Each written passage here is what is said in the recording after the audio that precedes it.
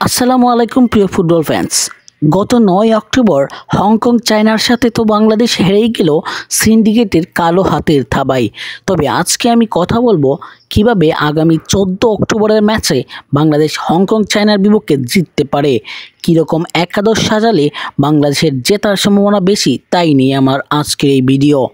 তো বন্ধুরা, আপনারা জানেন যে বাংলাদেশে বর্তমানে হামজা চৌধুরী, শামিদ চুম, ফাহমিদুল, জায়ান আহমেদ এবং জামাল ভুঁইয়ার মতো প্লেয়াররা রয়েছে।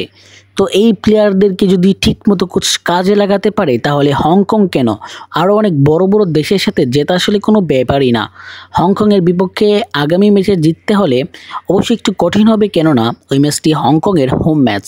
তাদের আল্ট্রাসরা, তাদের দর্শকরা এই ম্যাচে তাদেরকে সাপোর্ট দিতে সবাই স্টেডিয়াম মাতাবে। তবে আমি একটা একাদশ বলতেছি, একাদশ না, জাস্ট ৫-৬ জন প্লেয়ারের কথা বলতেছি যাদেরকে শুরুর একাদশে রাখলে শুরুতেই হংকংকে চাপে রাখা যাবে।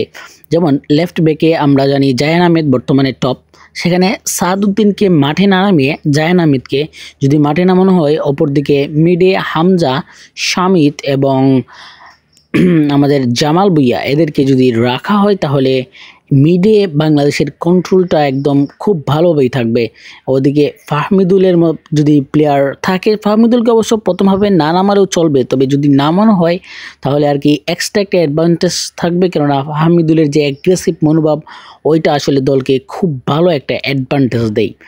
তো এইভাবে যদি এই সবগুলো প্লেয়ার আসলে যদি শুরুর একাদশে থাকে তাহলে শুরু থেকেই হংকং বিশাল একটা চাপের মধ্যে পড়ে যাবে, এবং যদি তারা গত ম্যাচের মতো শুরু থেকে প্রেসিং খেলতে চায় তাহলে তারা ১০০% শিওর বাংলাদেশের কাছে ১-২টা গোল খেয়ে যাবে। এরপর মনে করেন এই শামিদ চুম, হামজা, তারপর জায়ান, এরা আসলে ৯০ মিনিট খেলার যোগ্যতা রাখে।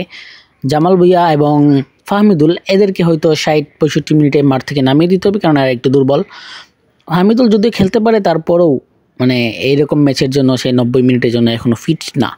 তো এইভাবে যদি আর কি বাংলাদেশ এদেরকে স্টার্টিং 11-এ রাখতে পারে এবং সাদউদ্দিন, ফয়সল, ফাহিম, তারপর আরেকটা আছে সোহেল রানা, মানে সিনিয়র যে বর্তমান ক্যাপ্টেন বাংলাদেশের, তাদেরকে যদি আসলে দলে একাদশে জায়গা না দেওয়া হয় তাহলে বাংলাদেশের জন্য সবচেয়ে প্লাস পয়েন্ট হবে এটা, যে এরকম প্লেয়ারদেরকে জায়গা না হয়।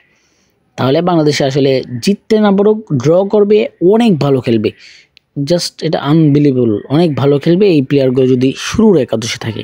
তো আমি চাইবো বাংলাদেশের কোচ হাবিয়ার কাবরেরা যেন এদেরকে শুরুর একাদশে রাখে এবং বাংলাদেশকে জেতাতে আসলে একটু অবদান রাখে। যদিও আমার মনে হয় না কাবরেরা এরকমটা করবে, কেননা তিনি সবসময় আসলে বাংলাদেশকে হারানোরই জোর দেন। দেখা যাক দর্শকদের চাওয়া পূর্ণ হয় কিনা, বাংলাদেশ জিততে পারে কিনা।